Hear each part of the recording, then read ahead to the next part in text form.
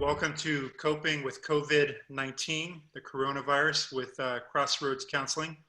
I'm Travis Frye, marriage and family therapist, and I'm here with the trauma team of Crossroads Counseling. I have Deanna Moor, Michelle Huntley, Kaleigh Rhodes, and Lauren Jack. Thank you all for being with me today, with us today. Appreciate your time today. So obviously we're in an unprecedented time that none of us have experienced before. And I just wanted to spend some time to really offer some insight and perspective for people out there who are really struggling. And let's be honest, who is not really struggling during this time. You know, as trauma therapists, you guys are trained to work with people who go through, you know, really difficult and challenging experiences. And so a lot of people may not know exactly what trauma is. And I would just like to start there and talk about trauma and really what that means. Travis, that's such a good question. One of the simple ways that I like to explain trauma is through this very simple definition. Trauma is anything less than nurturing. And so that might be surprising to some folks because it's so broad. It includes, you know, small things that could happen in a relationship all the way up to big national or global traumas like this pandemic that we're experiencing. And you know, the other thing that I think is so important about that too is that this definition that trauma is anything less than nurturing is that it's very particular to each person. So individual people respond differently to different stimuli, to different things that could be considered trauma. And so I think that, you know, as we're dealing with this pandemic, you know, just being really open to the fact that things are impacting people differently. Yeah, that's good, Michelle.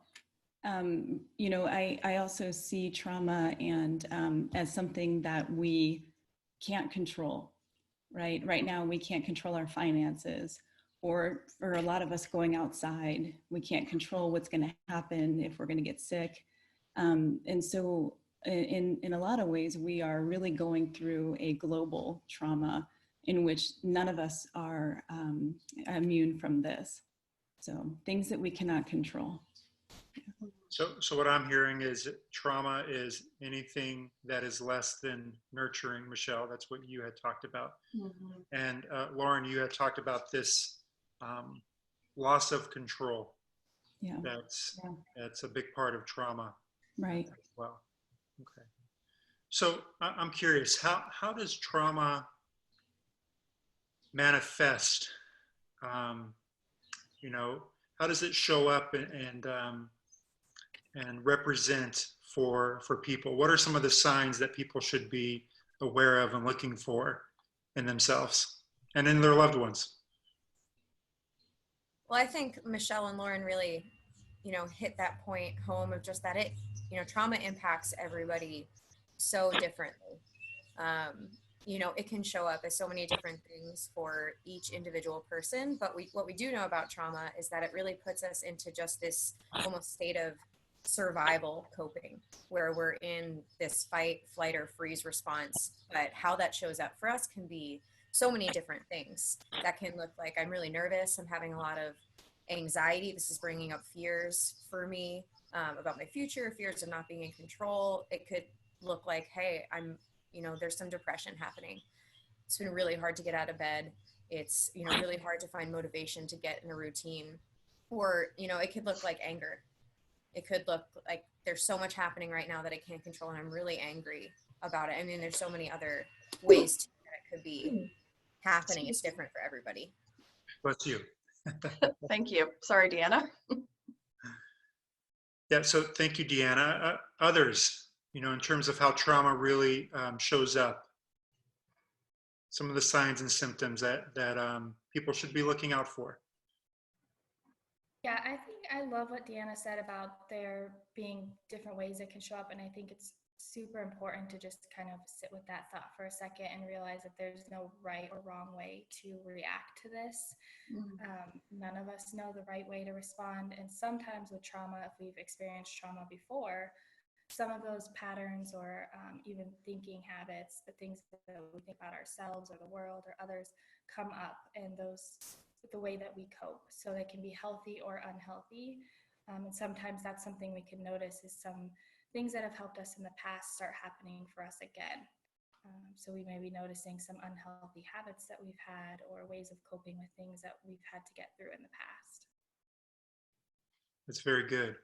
You know, when I think about trauma, I think about just the kind of the physical impact that it has on one's body. And Deanna, you had talked about how it's, you know, an activation of the fight or flight, you know, system in the body, which is really only intended to be utilized for short periods of time, you know, not for longer durations of times. And I think, you know, we know that when people are in that constant state of fear and trauma, it really can have a devastating impact on a person's health, physically as well as emotionally.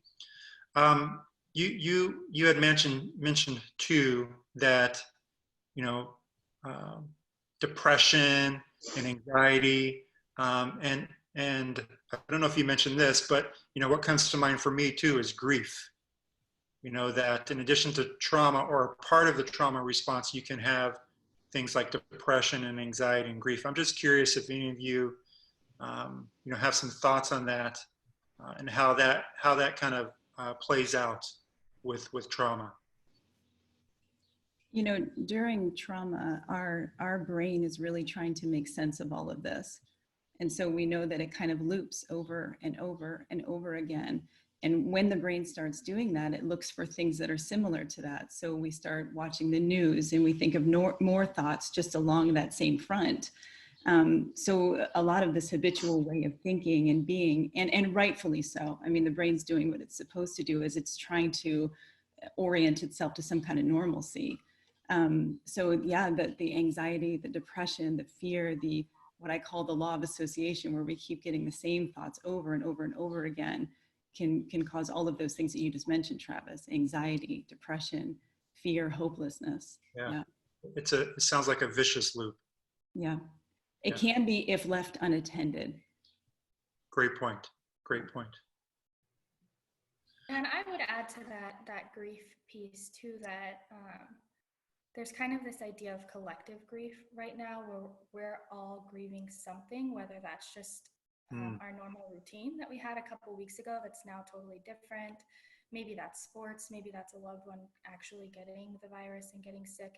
There's a number of things that we're grieving. So I think that when you think of grief and what we know about grief and the stages of grief, that range of emotion that we might be feeling is normal. You know, anger, depression, all of those things that we do, bargaining. And I've heard a lot of people say this doesn't feel real. So kind of that denial stage, all of that would be normal and appropriate right now. Yeah. Those, I love that, you know, you went through those stages, because I think a lot of people are indeed experiencing exactly what you're talking about. You know, for those who are listening to this right now, what are some strategies? What are some coping techniques? You know, what are the things that they can do at home to help with trauma, depression, anxiety, even the grief process? So I think one of the most basic things that all of us can do is try to create some kind of routine. You know, and I think one of the best routines starts with how we treat our sleep hygiene. So, you know, maintaining some kind of normal sleep and wake cycle, something that hopefully, you know, reflects life before, you know, before we were all quarantined in our homes. You know, trying to maintain, you know, regular kind of meal times. times, and designating times. Okay, this is where I'm going to be doing chores. This is where I'm going to be doing work. But then also carving out time to take care of yourself as well. And so, you know, it could be something basic like just taking a nice hot shower or reading a book. You know, thankfully here in the state of Arizona, you know, Governor Ducey has said we can still enjoy nature at a safe social distance. So, you know, going on walks, but really trying to stay committed to sticking to that routine of life. I just think that's so important right now. Those are wonderful ideas.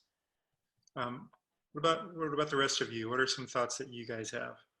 You know, for me, I had to get into a place of acceptance, just accepting that this is our new reality for right now.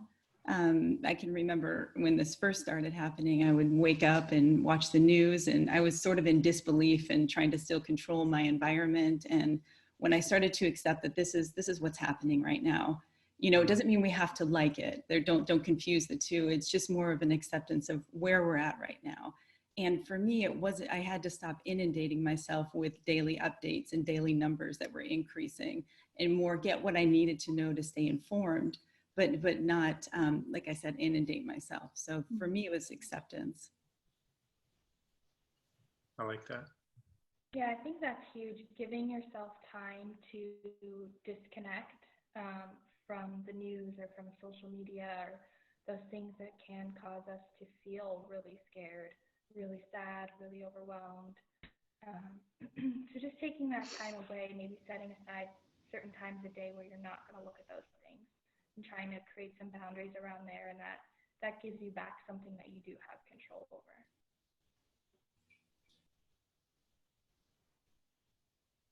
Yeah, one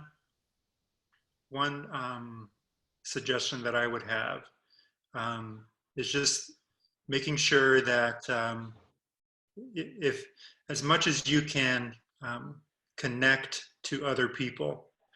For some people, you might be in quarantine alone in your own apartment. And so just want to empathize with you that makes doing this piece really difficult, really hard. But there are other avenues, such as what we're doing right now, where we're talking, you know, via video. But just this idea that to really regulate and manage those emotions, especially when you're overwhelmed and anxious and fearful and experiencing a trauma response, that whole fight or flight, having the safety and security connection of a friend, of a loved one, you know, that you can process those emotions with and talk to, and not be alone. You know, there's a saying that I really like. It's, you know, suffering is a given, but suffering alone is intolerable. Don't ask me who said it, because I don't know. But that quote has always stayed with me. And so it's just like this idea that when you're going through something hard and challenging, what makes that better is the presence of another person. If you have that ability to connect with them physically, that's great. Even if you can't do that, you know, just getting on the phone or texting, or even better, seeing their face like this is a really good technique. Of course, there are going to be some people out there that even when they're doing a lot of these good techniques and, you know, connecting with people and strategies, they're still going to need an extra kind of an extra boost, right? Or an extra level of support and care. And we are offering teletherapy and video conferencing sessions. In fact, we're exclusively doing that right now at this point. And I'm wondering if any of you can speak to that, you know, maybe to the person out there who is a little bit reluctant to engage in a format such as this, and, you know, talk to a counselor or someone like yourself who is an expert in trauma. Yeah, well, I think that you know, this has, being able to continue to, you know, meet with our clients and keep that connection, like you were talking about, Travis, how important that connection is. And, you know, when we're trying to do all of these things, we're doing all the right things, we're exercising, we're getting a routine, and that trauma, those strategies are coming up for us. It's been such a blessing to be able to still, you know, hold that space for our clients and to connect and be able to talk to them and be there for them through this. And it's, you know, there's the piece that's hard. It's technology. It's a shift. We're shifting in so many ways. But it's been incredible so far to just continue that care and be able to be there with them, and kind of get familiar with this too with them. We're all in this together. We're all experiencing this, but being able to just continue to hold space for them in any way that we can right now, I think has been a blessing.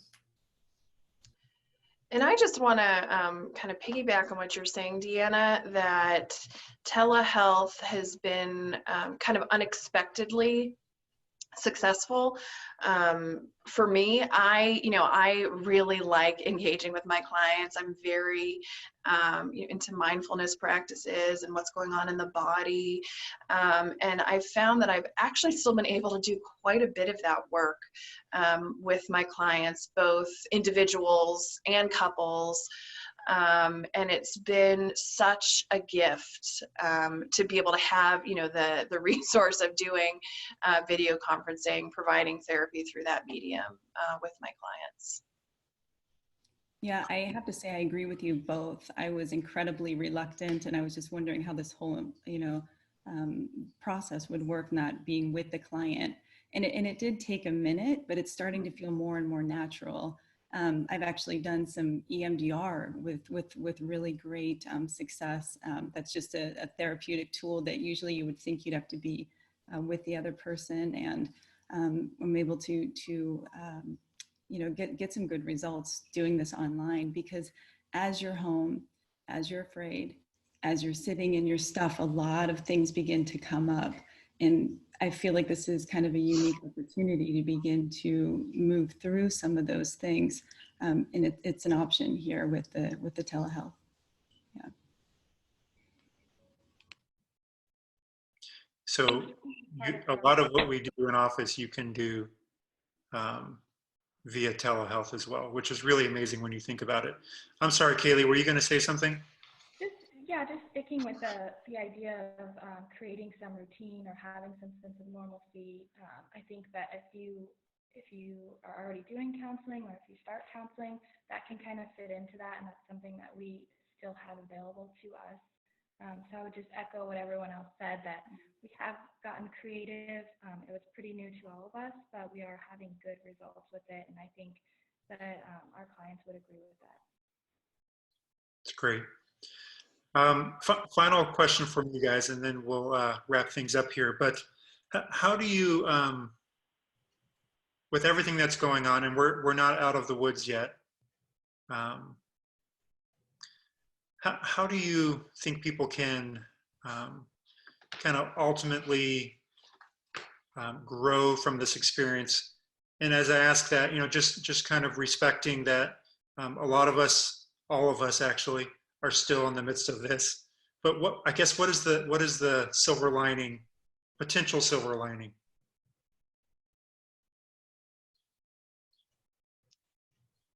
I'll jump in. You know, life as we know it has stopped, but that doesn't mean life has stopped. And I, for one, have been very struck by goodness that I've encountered in people, you know, and I'll be the first to admit, I get frustrated when I go to the grocery store and I see empty shelves and I'm thinking about all those hoarders. And yet at the same grocery store, you know, people are smiling and kind of commiserating. And I've never, you know, had that kind of experience where you can just even connect with the humanity of those around you in such a profound way. And I just see people are really, really yearning for that. And so in some ways I'm getting to see, you know, the greatness or the greatness of the human spirit. And I think you just have to like really try to have the eyes to see it at times.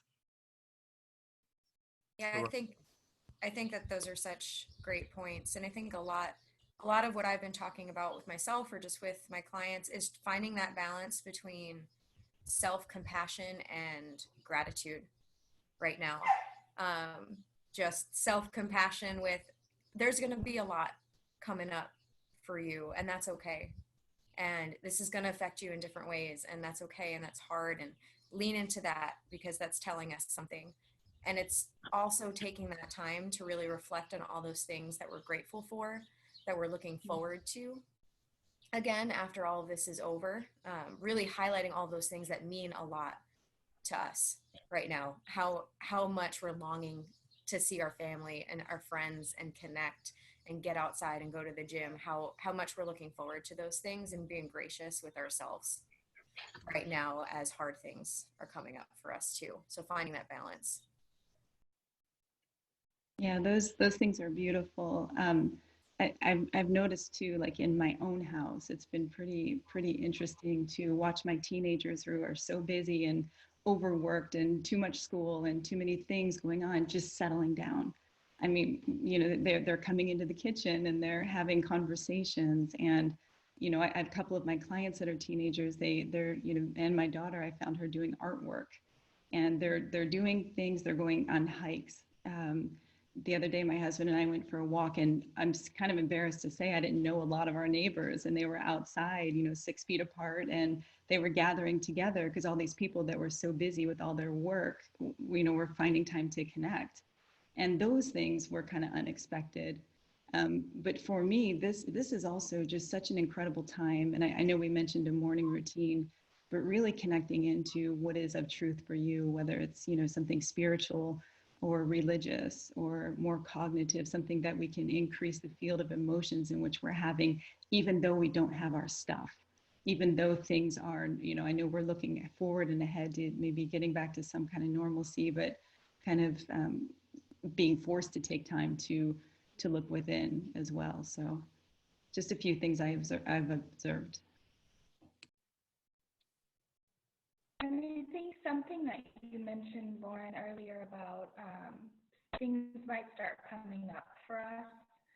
So with everything having slowed down, you know, we might be noticing things coming up for us. And I think that can be painful, and at the same time, it can be an opportunity for us to work on those things. That's kind of to talk about what Deanna was talking about too. You know, in DBT therapy or dialectical behavioral therapy, there's an idea that two things can be opposite and still true at the same time. And I think we're experiencing a lot of that right now. We can feel sad about this, we can be grieving this, and at the same time, we can look at what we're grieving, you know, as privilege and as opportunities of the things that we have. Wonderful. Gosh, you guys, I feel enriched just by sitting here with all of you today and talking about this. I hope those that are listening to this also feel enriched and encouraged. Even though this is a time of self or social distancing, you don't have to be alone. And so if you are curious, you want to know more, reach out. We are here during this time, and we just want to support you and walk with you through this valley that we're all going through. So again, thank you for joining us today on this coping with COVID-19, and we're Crossroads Counseling. And again, don't be afraid to reach out. Thank you.